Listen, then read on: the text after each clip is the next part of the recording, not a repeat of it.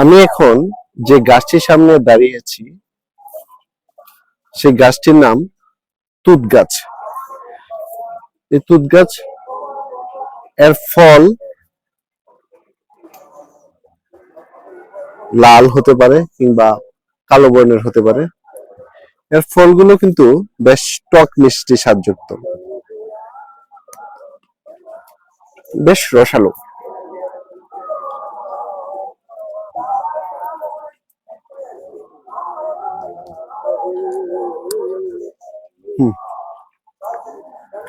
এর ফলে প্রচুর পরিমাণে ভিটামিন সি রয়েছে, অ্যান্টিঅক্সিডেন্ট রয়েছে।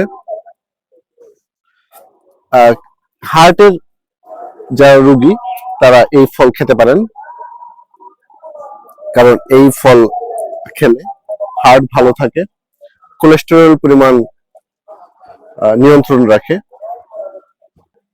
রেশম পোকা এই গাছের পাতাগুলোকে খুব পছন্দ করে, প্রিয় খাদ্য বলা যায়। যেখানে রেশমের চাষ করা হয় সেখানে এই গাছগুলো লাগানো হয়। বাংলাদেশের রাজশাহী চাঁপাইনবাবগঞ্জে এই গাছের চাষ করা হয়। এছাড়া শুধুমাত্র ফলের জন্য এই গাছগুলো কোথাও লাগানো হয় না।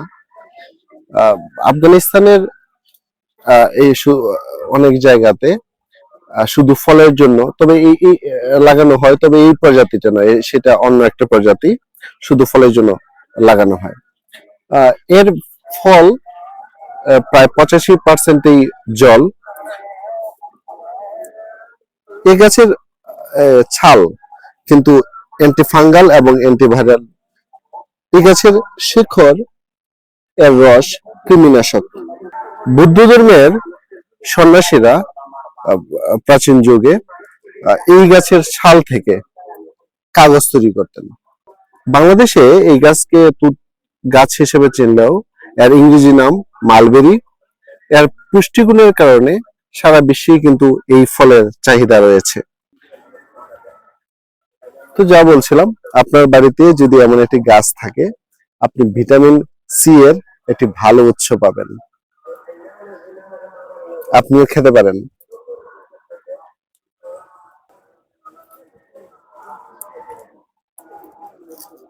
দেখেন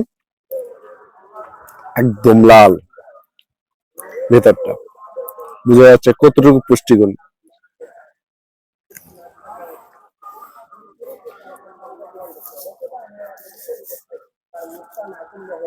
তো ভালো থাকবেন সবাই, আবার দেখা হবে অন্য কোনো উদ্ভিদ নিয়ে, অন্য কোনো উদ্ভিদের ভেষজ গুণ নিয়ে।